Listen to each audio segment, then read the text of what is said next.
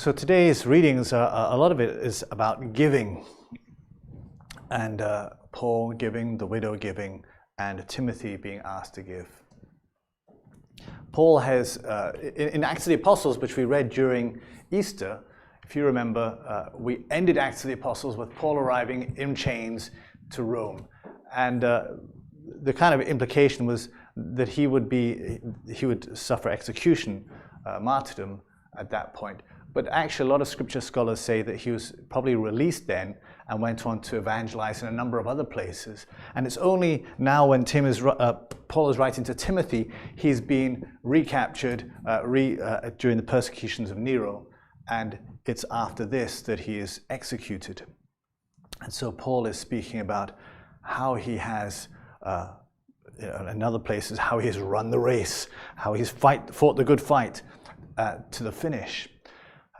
How he has given of himself.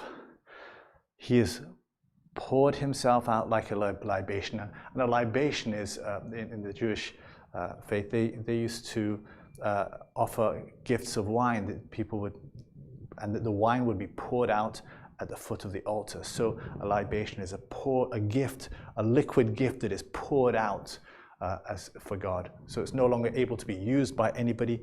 It's just given to God and God alone. And Paul is describing his life as being poured out like a libation. He has given everything.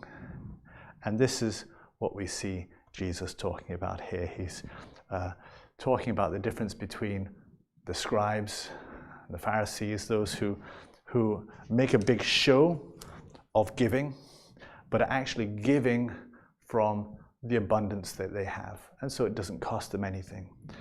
Whereas the poor widow that he sees, as we hear quite clearly, she gives of everything. 2 small coins, really nothing in comparison monetarily in value to what others have given.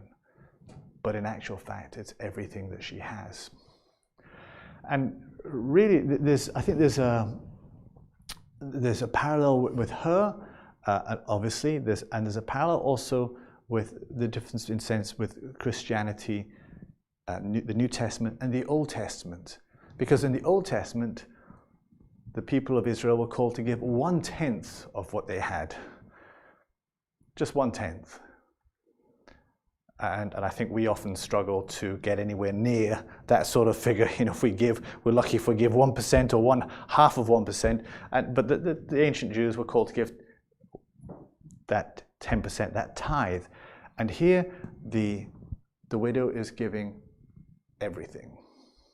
And Jesus is praising her for giving everything. Because in fact, she models Jesus. She images, I should say, Jesus, who poured his life out as a libation. He who is God, who left heaven, gave up the eternal joys of heaven to come amongst us as a man and to suffer as a man and to lay down his life. And he gave everything he had for us as a gift to God, to reconcile you and me to the Father. And Paul images Jesus because he has lived the last 30 years pouring himself out, running the race, fighting the good fight to the finish, having kept the faith, and now looks forward to the crown of righteousness. And Paul is encouraging Timothy and encouraging you and I to do the same. To not be stinting in our gifts or begrudging in our gifts, in our giving to the Lord. Paul also mentions in I think it's Corinthians, he mentions about being a joyful giver, 2 Corinthians in fact. And to give to the Lord joyfully because we want to, we have that desire to. That's the challenge for us today. We know this is what Mary did. Mary gave herself completely, gave everything she had. And what was it she had? What was her everything?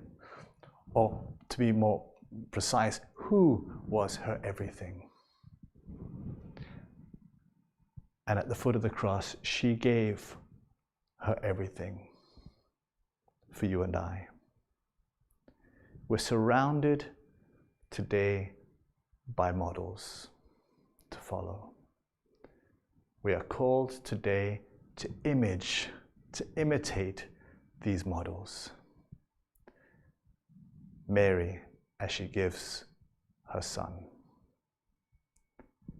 Jesus, who gives himself completely.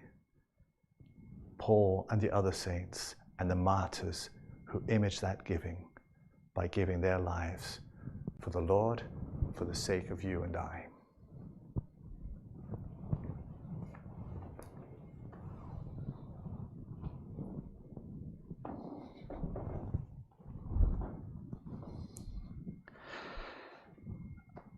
At the preparation of the gifts, at the offering of this bread and wine, which we're about to do, my encouragement for you is to, as I offer the bread and wine, to offer yourselves to the Lord.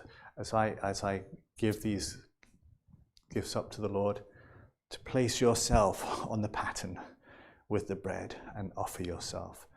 To place yourself into the wine with that drop of water, that nothing entering into the